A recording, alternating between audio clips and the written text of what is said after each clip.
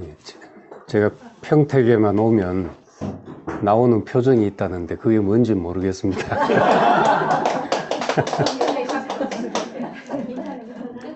어?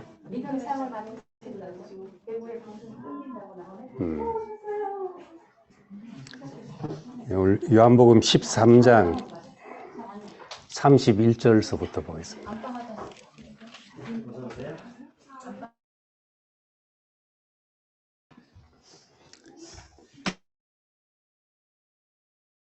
38절 끝절까지 보겠습니다.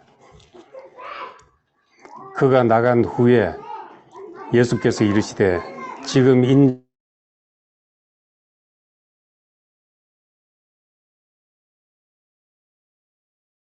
말미암아 영광을 받으셨으면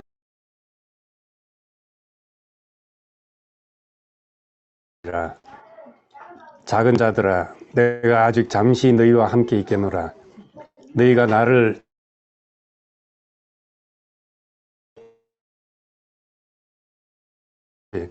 지금 너희에게도 이르노라.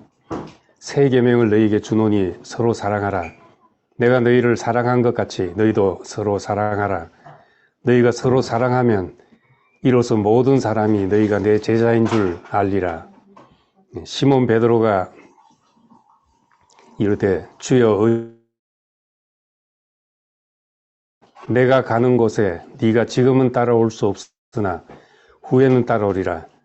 베드로가 이르되 주여 내가 지금은 어찌하여 따라갈 수 없나이까? 주를 위하여 목숨을 버리겠나이다. 예수께서 대답하시되 네가 나를 위하여 네 목숨을 버리겠느냐?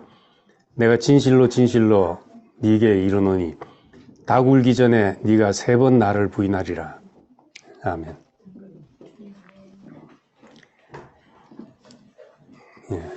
요한복음 13장 1절에서 이제 예수께서 떠날 기한이 가까이 되신 것을 아시고 자기 사람들을 사랑하시되 끝까지 사랑하시느라 그렇게 말했습니다.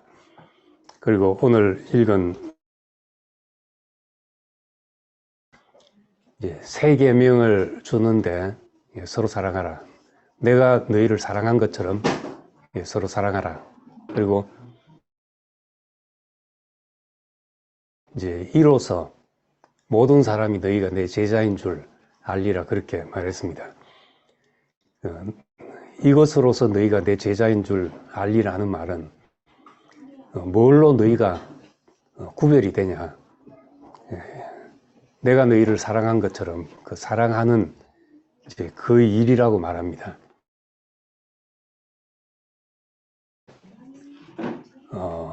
이 사랑이 뭔지를 말하는 사건이 사이에 담겨져 있습니다. 하나는 제자들의 발을 씻기시는 사건이고, 그 다음에 가룟 유다가 예수를 부인할 것이라는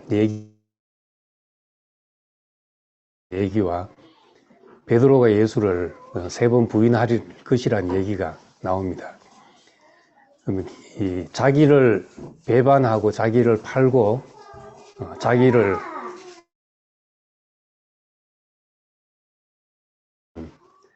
이제 이런 사람들을 두고 그 앞뒤로 끝까지 사랑하신다 말씀하시고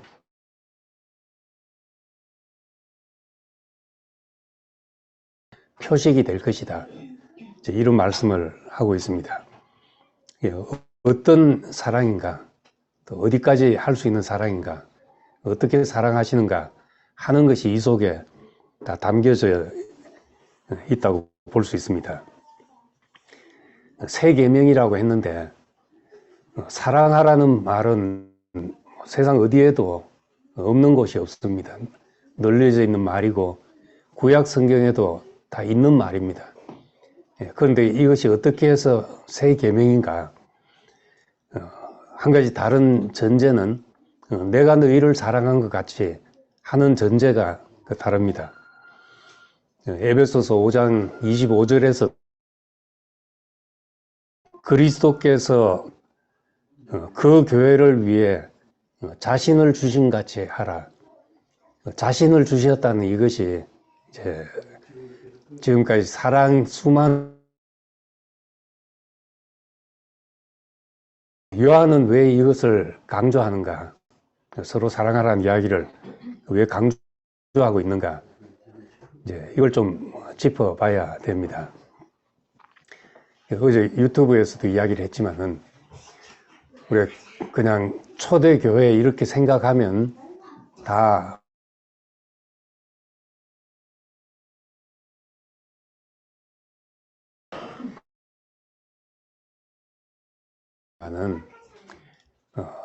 사도행전 6장에 보면은 이제 그리스파 사람들하고 히브리파 사람들 이런 파벌이 있었다는 얘기도 나오고, 이것이 이제 뒤로 가면은 많은 차이를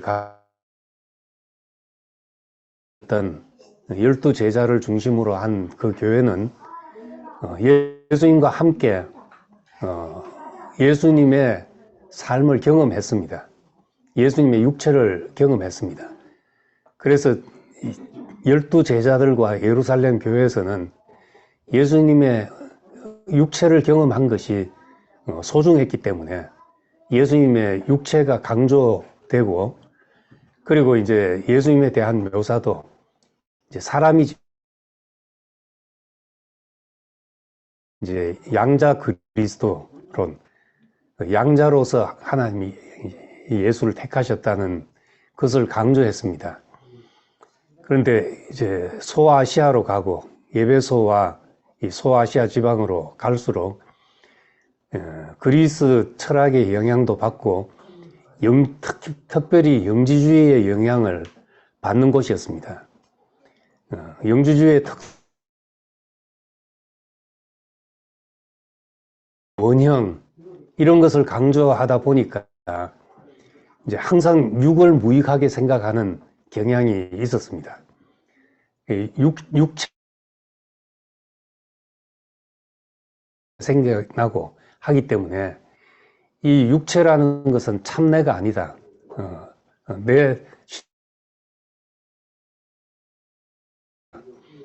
그래서 요한복음 말씀에도 살리는 것은 영이니 육은 무익하다. 이런 말씀도 예루살렘 교회에서는 듣기 힘든 말이고 에베소나 소아시아 지방에서는 흔히 듣는 그런 얘기였습니다. 그런데 이제 요한이 그런 생각들과 같이 갔습니다. 살리는 것은 육이 아니고 영이지. 부활도 우리의 살린다는 말이 아니지 않냐. 그리고 모든 것을 그렇게 생각하다 보니까 육체를 소홀히 하고 예수님이 육체로 사셨다는 그것은 우리에게 별 의미가 없다. 우리에게 영원한 것을 보여준 그것만이 소중하다. 이런 생각을 하게 된 것입니다. 이제 그렇게 지나치게 가다 보니까 우리의 어떤 현실, 우리의 삶이라는 것이 실종되어 버리게 되죠. 이제 그 점에 요한은 이런 분위기 속에서 가다가 뭔가 이것과 갈라서 해야 되는 지점에 옵니다. 그래서 요한복음을 쓰게 되었고 요한 1, 2, 3서를 쓰게 되었습니다. 요한복음 처음부터 말씀이 육신이 되어 오셨다. 그리고 내 살을 먹고 내 피를 마시라. 그렇게 말씀하시고 내 옆구리를 만져보고 같이 생선을 구워 먹고 이런 얘기들은 그 당시에 육체를 소홀히 하는, 육신을 소홀히 하는 그런 경향에 대한 반론이기도 하고, 그런 경향에 대해서 다시 중심을 잡아서 하시는 그런 말씀이었습니다. 특히 영들을 다 믿지 말라. 영적인 것 다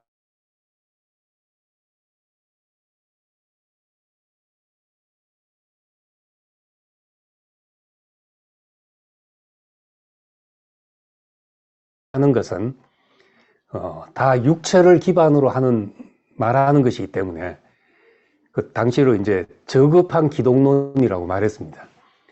근데 육을 배제하고 이야기를 하면은 뭐 정말 심오하고 뭐 근원적이고 원천적이고 본질이고 이런 이야기를 얼마든지 할 수 있으니까 이런 것을 이제 고급 기독론이라고 그렇게 불렀습니다.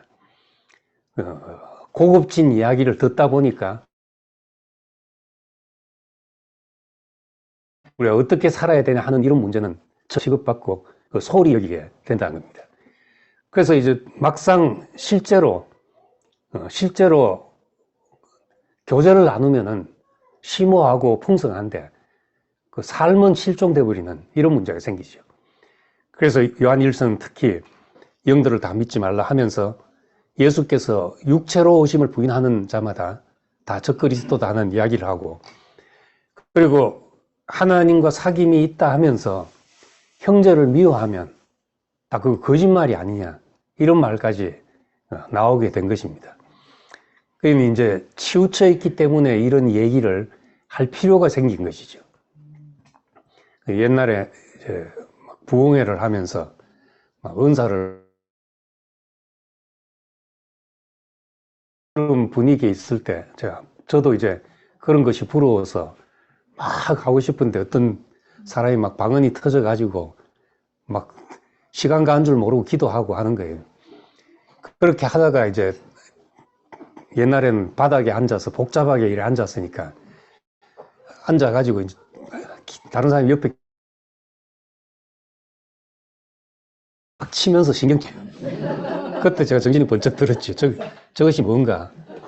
그러니까 이런 문제가 생길 수 있다는 겁니다.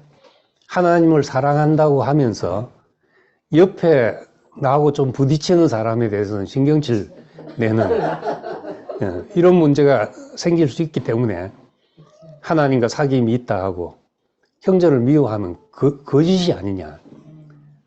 예수의 육체로 오심, 육체로 사신 그것이 우리에게 무시된다면은 그건 적그리스도가 아니냐. 이런 말까지 하게 된 것입니다. 그래서 이제 요한은 구체적으로 사랑이라는 문제를 특별히 강조했습니다. 생명이라는 말로 시작해서 끝에 가서 결론처럼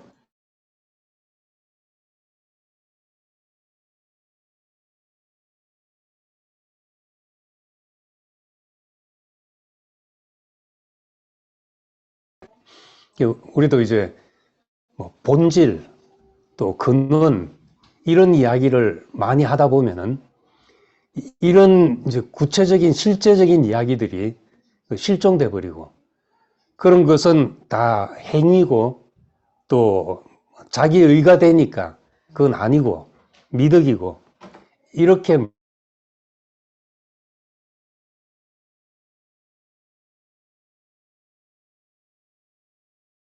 우리가 영이 검증이 된다. 보이지 않는 것이 이제 실제적으로 검증이 된다는 겁니다. 그래서 요한의 말을 따라가다 보면은 그 안에 생명이 있었으니까 우리는 생명이 나타나면 자연스럽게 그렇게 그런 결과가 나타나야 되죠.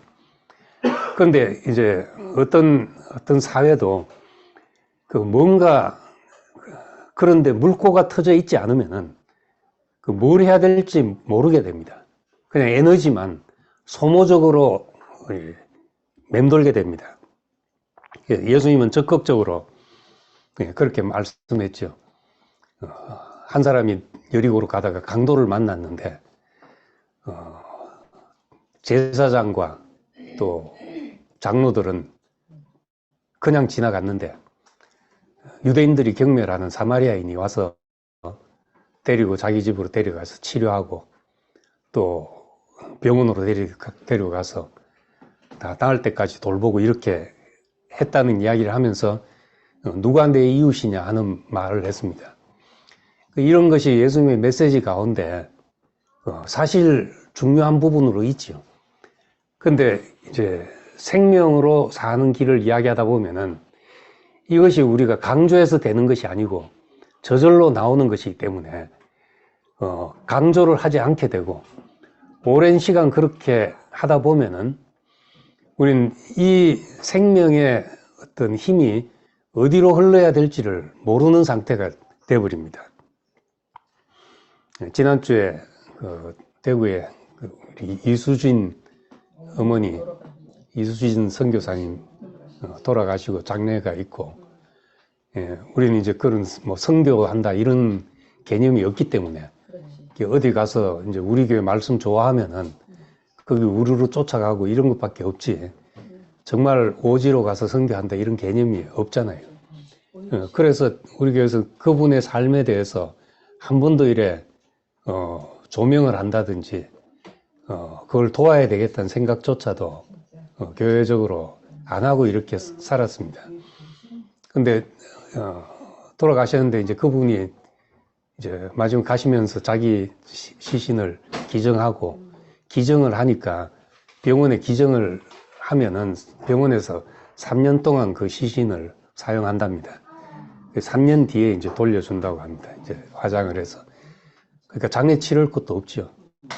그래서 간단하게 가족들 모여서 한번 예배 드리고, 그렇게 장례식도 끝내고, 그리고 집 한 채 있는 것을 그냥 그 대학에다가 기증하고 그렇게 가시고, 이분이 제가 한국에 올 때마다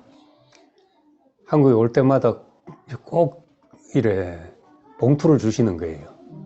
쓰라고. 자기는 이제 선교하는 마음으로 준다 그러면서 봉투를 주시는데, 나가서 복음을 전하는 것이 어떤 일인지 아시기 때문에 자기 같은 마음으로 이제 저한테 그렇게 하시는 거죠. 형편이 넉넉한 것도 아니고 자비랑 선교하시는 분인데, 연금 받아서 선교하는 분인데, 아버님하고 같이 식사하면서 얘기를 들으니까 그 옷이 한 벌밖에 없었대요. 늘 하나만 입고 이렇게 다니시고, 그 지하철 타고 이렇게 올라오면서 이제 지하 상가에 있는 옷 뭐 1, 2만 원 하는 그런 것인데, 이제 그런 것도 이제 만지작거리다가 그냥 지나오고, 그 아버님 제일 후회되는 것이, 자기가 이제 평생 옷 한 번 못 사주고 그렇게 했다, 이제 이런 얘기를 하시는 거예요. 돌아가시니까 그분이 어떻게 사신가 하는 이야기가 나오는데, 이제 캐나다에 한번 오셔서는 샤워를 못 하시. 이게 얼마나 귀한데, 물수도 틀어놓고 펑펑 쓰는 거를 한국 와서도 그런 걸 못 하시는 거예요, 이거를. 그 정도로 이제 사시다 가신 분이죠.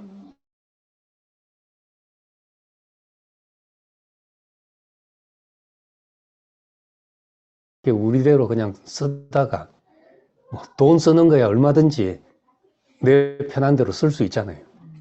그렇게 하다가 지나가고, 그러다 보면 내 필요란 것은 끝이 없고 이렇게 살다가 갈 사람인데, 이런 분의 이야기가 이제 우리 귀에 들리고 교회에 간증이 되고, 이제 그렇게 되면은 사실은 그런 삶을 향해서 물꼬가 터지는 거죠. 우리가 관심 가지 못하는 그 사람들에 대해서 관심이 가져지고, 그래서 생명의 에너지가 흘러갈 물길을 만나지 못하면은 고여서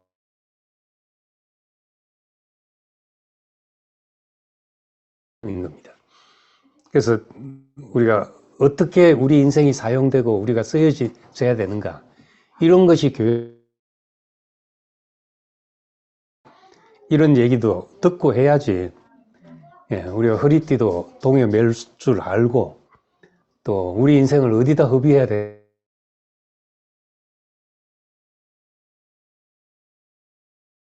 재준이를 만나가지고 대구에 있는 재준이가 내가 했는데 교회 와서 그런 이야기를 하는 거예요. 야, 이게 그 교회에서 보여지는 방향이 없어서 그런 것이구나. 그래서 내가 할 수 있는 말은,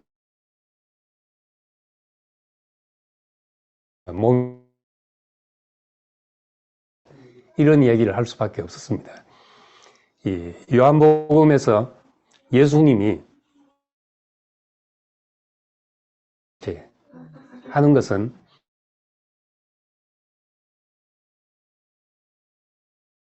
예수님은 영원히 함께 하는 삶을 위해서 내 아버지 집으로 이렇게 사람들을 인도했습니다. 내 아버지 집에 나 있는 곳에 너희도 있게 하겠다. 요한복음 14장에서는 그렇게 말씀합니다. 함께 살 때 우리 생명에서 사랑이 흘러갈 물길이 생기는 겁니다. 우리는 이제 교회라는 형태, 사람이 이렇게 모이면 문제도 생깁니다. 근데 말씀이 들어오면은 같이 살고 싶은 마음, 다 집에 앉아서 줌으로든지 유튜브로 방송 듣고 뭐 그렇게 해도 충분한데 왜 이렇게 굳이 모이냐? 또 다른 맛이죠. 내 마음이 흘러갈 곳이 있기 때문에 그렇습니다. 이제 거리를 두고 살면 아무 문제가 안 생기죠. 난 동네 사람들을 전혀 미워하지 않거든요. 그건 거리가 있기 때문에 내가 미워할 일이 안 생기죠. 근데 부부 간에 살면 부부는 매일 싸울 수도 있는 겁니다. 매일 싸운다고 동네 사람만 못하냐? 그거하고는 또 다르죠. 매일 싸우지만은 이 깊이 관계를 가지고 있기 때문에 사실은 깊이 관계 가지고 더 깊은 행복을 누리고 그렇게 하는 것이고, 깊이 관계를 가질수록 우리가 십자가에 처리된 사람이 아니면 누릴 수 없는 행복이구나 하는 것을 알기 때문에 예수님께서 왜 아버지께로 가시는지, 왜 십자가로 가는지를 더 깊이 알게 됩니다. 이 서양 사람들은 오랫동안 전쟁도 겪고 싸움도 겪고 해서 이 사람들을 하고 어느 정도 관계를 가져야 되는지 알고 프라이버시라는 것이 있어서 그 개인을 존중하고 절대 이제 어떤 개인의 영역을 타치 안 하고 관계를 가지거든요. 인사하면 밝게 인사하고 그런다는 겁니다.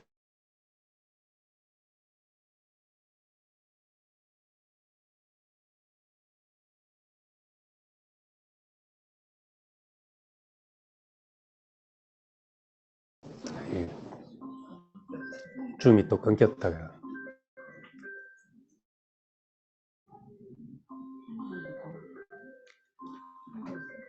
뉴욕에서 한번 같이 집에서 앉아 이야기를 하는데 그 도사 내려왔다가 지나가면서 아빠 또 다른 사람 이야기하시 이러는 거예요. 난 그때 약간 아주 그 말이 인상 깊게 바뀌었습니다. 그 아이들한테는 이제 한국 사람들끼리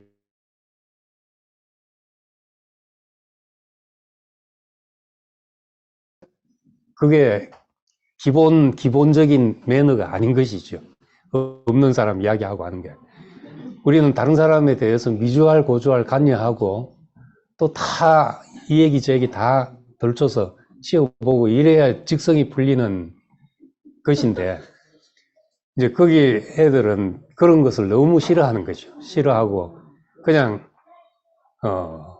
자기 얘기 이제 그럴 뿐이란 겁니다. 그래서 우리는 왜 그런가? 그 더 깊은 관계를 갖고 싶어서 그러는 것인데, 우리 이런 특성들이 사실은 인간관계를 더 깊이 할 수 있는 좋은 특성이 될 수도 있죠. 그러자면은 이제 더 깊은 죽음으로 이끌리지 않고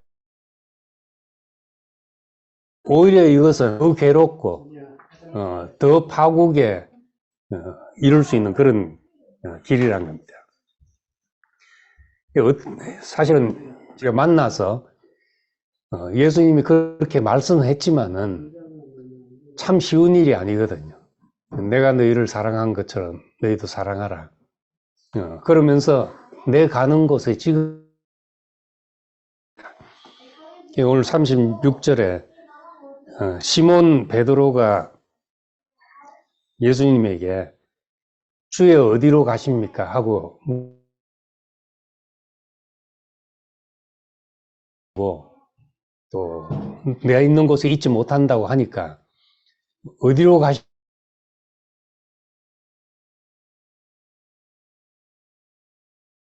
후에는 따라오리라 이렇게 말씀하니까 어디길래 그럽니까?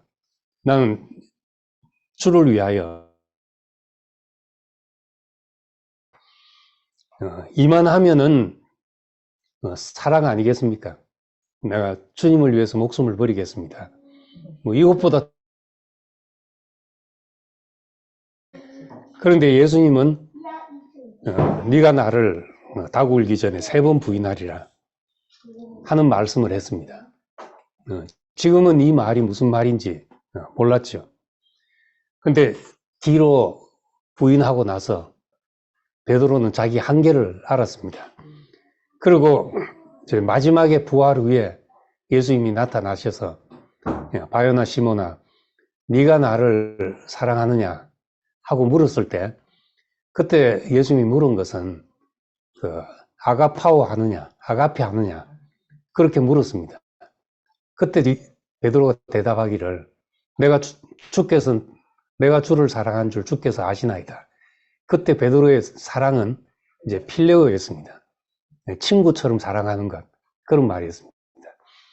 그런데 이 가룟 유다가 예수에게 입 맞출 때 그때 이제 입 맞춘다는 말이 필레오입니다. 그러니까 필레오란 말이 친구 간에 서로 우정처럼 사랑한다는 말도 있고 입 맞춘다는 뜻도 있습니다. 그래서 내가 입 맞추는 자가 바로 그 예수라 이렇게 구할 때 그때 필레오라고 이야기를 하고 예수님에게 와서 랍비어 하면서 입 맞출 때 그때 이제 파타 필레오라고 그렇게 되어 있습니다. 그 말은 이제 여러 번 입 맞추었다, 격렬하게 입 맞추었다는 뜻입니다. 그러니까 베드로도 예수를 필레오했죠. 이 가룟 유다도 예수를 필레오했습니다. 지금 요한복음 13장에 나오는 예수님이 사랑하시는 그 사이에 나오는 배반하는 제자들, 예수를 팔 자와 예수를 부인할 자, 둘 다 예수를 필레오한 사람들입니다. 사랑한 사람들입니다. 근데 베드로는 뒤에 우리가 할 수 있는 수준이 그거라는 걸 알았습니다. 내 뜻과 내 가는 길에 맞을 때 내가 사랑하는 것, 이건 누구나 다 하지요. 내 계획에 맞을 때 사랑하는 것은 누가 못하겠냐는 거예요. 마태복음 5장에 예수님께서 그렇게 얘기를 했습니다. 너희가 너희를 사랑하는 자를 사랑하면 무슨 상이 있겠냐? 이때 너희가 너희를 사랑하는 자라는 것이 필레오하는 거죠. 나를 좋아하는데 내가 싫어할 이유가 뭐 있겠습니까? 그리고 너희가 너희 형제에게만 무난하면 남보다 더하는 것이 무엇이냐? 이방인들도 이같이 하지 않느냐? 사랑하는 자를 사랑하는 것은 세리도 그같이 하지 않냐? 이제 그렇게 말했습니다. 근데 우리는 그런 사람이지요. 그 이상 어떻게 하겠습니까? 나하고 수가 틀렸는데 어떻게 사랑을 하겠어요? 당연한 것인데, 근데 그런 베드로 앞에 예수님께서 하신 말씀이 내 양을 먹이라 하는 말씀을 했습니다. 나는 주를 아가페 할 수 없습니다 하는 말이거든요. 당신은 나에게 나를 아가페 하냐고 묻지만은 나는 당신을 필레어 하는 줄을 당신은 이미 알고 계셨습니다. 그러니까 나는 저 사람은 아냐 물었을 때 나는 모른다고 할 수밖에 없는 사람이었다는 것을 그제서야 알게 된 것이죠. 예. 근데 예수님은 거기에 대해서 내 양을 먹이라 이렇게 말했다는 겁니다. 이걸 어떤 일로 보면은 위임이지만은 어떤 일을 맡기시고 이런 것이지만은 지금 사랑이라는 주제로 보면은 어떨 때 우리가 그렇게 사랑할 수 있냐? 내가 너희를 사랑한 같이 어떨 때 그렇게 사랑할 수 있냐? 그건 내 양을 먹일 때 할 수 있다는 말입니다. 생명을 낳고 생명을 공급하는 자리에 가면은 아무리 악한 사람이라도 사랑하게 되는 거죠. 처녀에게 모성애가 없는 것은 당연한 일이잖아요. 뭐 약간은 그런 마음은 누구에게나 나올 수 있죠. 그렇지만 이제 자식을 낳았을 때 이건 그전에는 가질 수 없었던 마음이 나오게 되는 겁니다.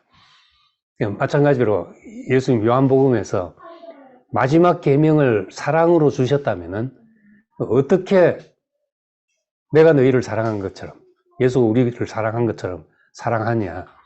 그것은 내 생명이 흘러가는 자리에 내가 그 사랑을 할 수 있는 것이지, 그렇지 않고 그냥 아무나 보고 사랑하라 이게 되지 않는 일인 겁니다.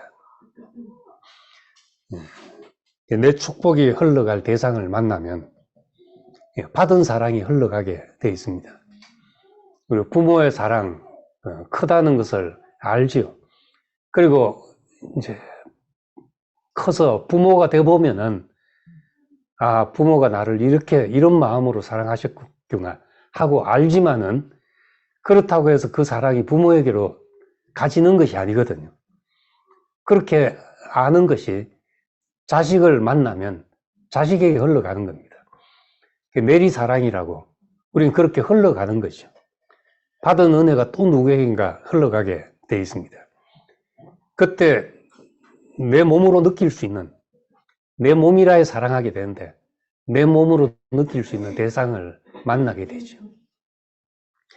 우리가 또 예수님의 말씀 가운데 내가 너희를 사랑한 것처럼 주께서 자신을 주신 같이 이렇게 말씀하고 그 다음에 이제 내 이웃을 내 몸같이 사랑하라 이렇게 말했습니다.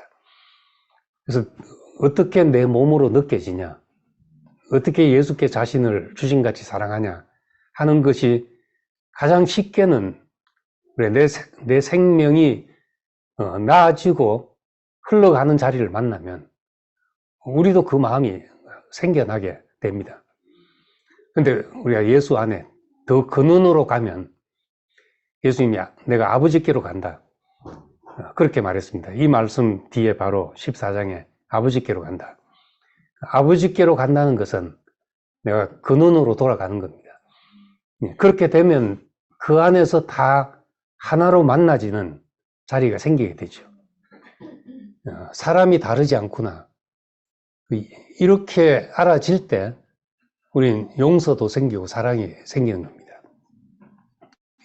어제 가룟 유다 이야기를 하면서도 그 이야기를 했는데 가룟 유다가 나하고 다르다고 생각하면 얼마든지 정죄할 수 있습니다. 그래서 2000년 동안 가장 심하게 정죄받은 사람이 이 세상에서 가장 욕 많이 들은 사람이 가룟 유다 아니겠습니까? 다 당대 주변 사람들에게 욕 듣고 말 일인데 이 사람은 2000년 동안 욕 들은 사람입니다. 근데 이 베드로와 가룟 유다를 이 한 장에 두고 하나는 팔 것이고 하나는 부인할 것을 이야기했습니다. 사실은 종이 한 장 차이죠. 다 자기 이유 때문에 예수를 따랐고 자기 이유 때문에 예수를 버리는 것은 다 똑같았던 겁니다. 그래서 우리도 이 사람이 나구나 이렇게 생각하면, 나와 다르지 않다 생각하면은 우리도 시킬 수가 있죠. 베드로까지는 그렇게 많이 자기와 동일시합니다. 내가 예수를 부인했던 사람이구나. 근데 내가 가룟 유다라고 말하기에는 좀 겁이 나서 말을 못 하잖아요. 너무 심하게 정죄를 받은 사람이기 때문에. 근데 보면 사실은 다르지 않죠. 도망간 제자들이나 저주하고 맹세하면서 부인한 베드로나 판 사람이나 다 예수께서 가신 길이 그 길에 올 수 없었던 것은 다 똑같은 사람이었던 겁니다. 우리가 같은 자리에 있을 때 시킴이 되고 나와 다르지 않구나 하고 느낄 때 우리가 저 사람도 내 몸으로서 우리가 그렇게 알아가고 경험하게 됩니다. 그래서 오늘 말씀에서는 이제 내가 너희를 사랑한 것 같이 구체적으로 내 양을 먹이는 것을 통해서 내가 너희를 사랑하게 된다. 내 생명이 공급되어서 그것이 그 사람에게 스폰지처럼 빨아들여질 때 그보다 더 사랑스러운 것이 없거든요. 저는 이제 밥을 먹을 때 음식을 먹고 맛있다는 소리를 참 잘 안 하는 사람이었더라고요. 근데 요즘 이제 식사 차려주는 데를 이렇게 가다 보니까 꼭 맛있는 걸 묻는 거예요. 특히 대전에 이제 모자면 입에도 들어가기 전에 맛있지 묻고, 평택에서도 그런다는데 숟가락 들기도 전에 맛있지 않은데 그 말을 기다리는 거죠. 토론토에서 우리 교회 아들 한 분이 유명한 일식 요리사인데 이 일식 요리사가 이제 자기 인생의 어떤 요리사로서의 어떤 사명, 이 요리사로서의 자부심 어디서 느끼느냐? 요리를 차려주고 나서 사람들이 끝에 맛있다 하면은 그럼 이제 모든 피로가 끝나고 다 끝난다는 거예요. 난 그것이 뭐 그래 대단하고 중요한지 몰랐죠. 근데 이 예수님의 말씀으로 보면 내 양을 먹이라. 내 생명이 흘러가는 자리에는 우리의 사랑도 같이 갈 수밖에 없고, 그러니까 우리가 다른 사람이 나에게 뭐 잘하냐 못하냐 이런 걸 떠나서 내가 내 자신을 분배하고 공급하는 사람으로 살면 교회 안에서 그 생명이 가는 곳마다 내 몸으로 느껴지고 한 몸으로 이제 경험되게 될 것입니다. 그래서 이 사랑이라는 주제가 어떤 행위나 미덕으로 해서 그냥 봉인되어서 한쪽에 제쳐질 문제가 아니라 예수님은 마지막에 새 계명을 준다. 이것이 너희가 내 제자라는 표식이 될 것이다. 차이가 될 것이다. 이것이 그렇게 이제 말씀했습니다. 그러니까 우린 이런 삶이 드러나는데 교회 안에 물꼬가 트여 있기를 바라고, 우리 인생이 흡입될 곳을 만날 때 그때 이제 내 인생도 같이 있어지고 내 인생도 존재 이유가 생기게 되죠. 그래서 오늘 이야기한 것처럼 그 이수진 어머니 삶이나 이런 것이 교회에서 얘기되고 그려지고 기림이 되고 그렇게 해서 우리가 그렇게 교회 안에서 내 형제를 사랑하는 거, 이거는 이방인들도 하지 않냐. 근데 우리가 전혀 모르는 사람에게까지 우리 생명이 흘러가는 이런 데 물꼬가 트이면은 진짜 왜 예수께서 하신 말씀이 오늘 이 시대에도 소중한 가치이고 이 시대에도 모든 사람이 목말라고 필요한 그런 것인지를 사람들에게 알게 할 수 있는 이제 귀중한 말씀이고 교훈이 됩니다. 내가 너희를 사랑한 것 같이 서로 사랑하라. 이로써 너희가 내 제자인 줄 알게 될 것이다. 이 말씀이 우리에게 새겨지기를 원합니다. 기도하겠습니다.